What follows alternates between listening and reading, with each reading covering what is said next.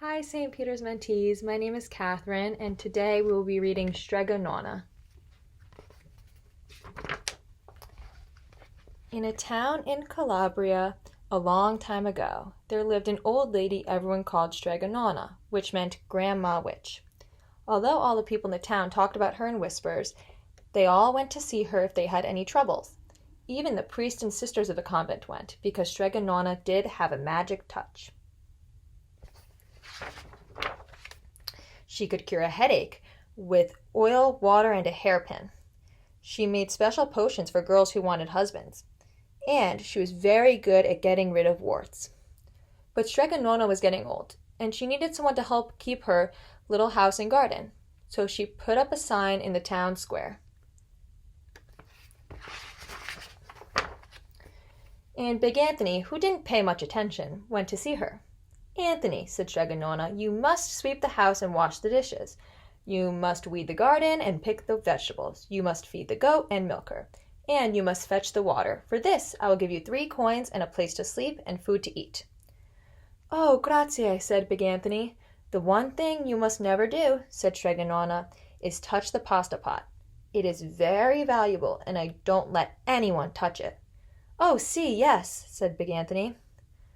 And so the days went by, Big Anthony did his work, and Strega Nona met with the people who came to see her for headaches and husbands and warts.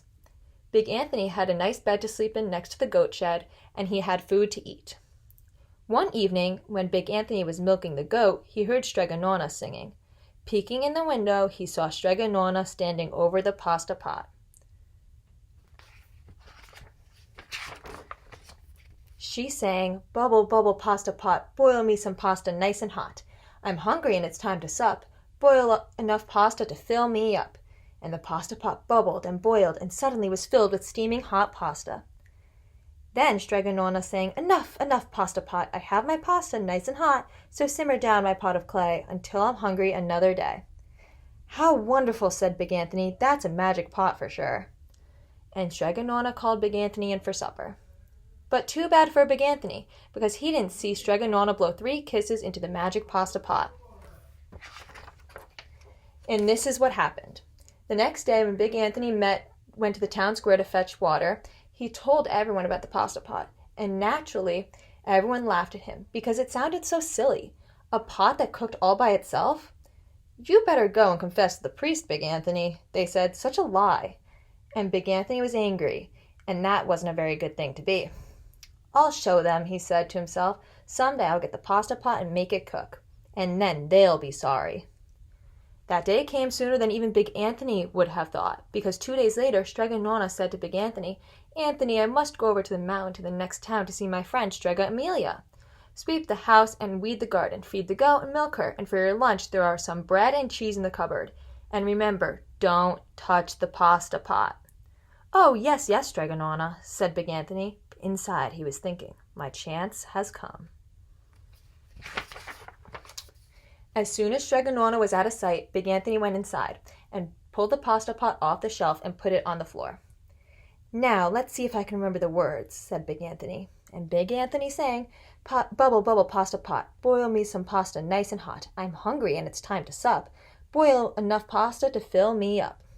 And sure enough, the pot bubbled and boiled and began to fill up with pasta. "Aha!" said Big Anthony, and he ran to the town square, jumped on the fountain, and shouted, "Everyone get forks and plates and platters and bowls. Pasta for all at Strega Nona's house. Big Anthony has made the pasta pot work." Of course, everyone laughed, but ran home to get forks and plates and platters and bowls, and sure enough, when they got to Strega Nona's, the pasta was so full it was beginning to overflow. And Big Anthony was a hero. He scooped out pasta and filled the plates and platters and bowls.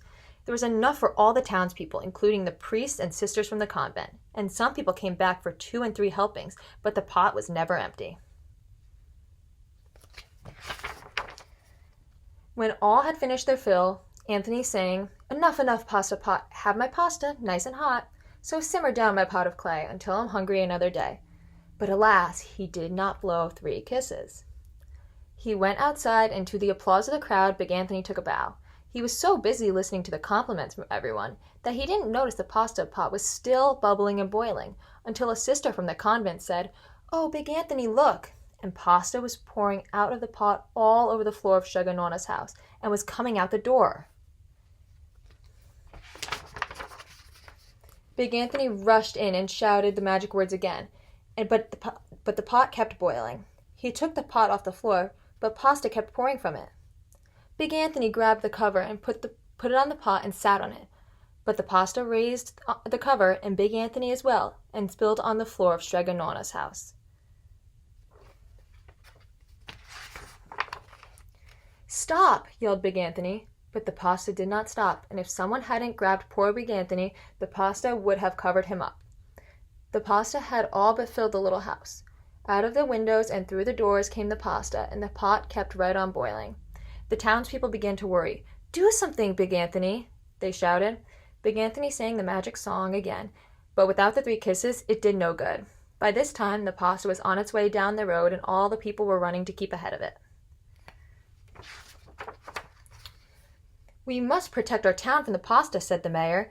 "Get mattresses, tables, doors, anything to make a barricade." But even that didn't work. The pot kept bubbling and the pasta kept coming. "We are lost," said the people, and the priests and the sisters of the convent began praying. "The pasta will cover the town," they cried. And certainly it would have, had Strega Nona not come down the road, home from her visit. She didn't have to look twice to know what happened. She sang the magic song and blew the 3 kisses with a sputter, the pot stopped boiling and the pasta came to a halt. "Oh, grazie, thank you, Strega Nona," the people cried. But then they turned on poor Big Anthony. "String him up," the men of the town shouted. "Now wait," said Strega Nona. "The punishment must fit the crime." And she took a fork from a lady standing nearby and held it out to Big Anthony. "All right, Anthony, you wanted pasta for my magic pasta pot," Strega Nona said, "and I want to sleep in my little bed tonight, so start eating." And he did. Poor Big Anthony. And that's the end. So my challenge for you guys is to create your own magic pot, just like Strega Nona, and think about what your pot would cook and what magic words you would say to make your magic pot start boiling and start working, and what you would say to make it stop working. And is there anything special about your pot? Like, what would it look like? So maybe draw it and write down what your magic pot would be like. So I hope you guys are staying safe and healthy during this tough time, and I hope to see you all soon.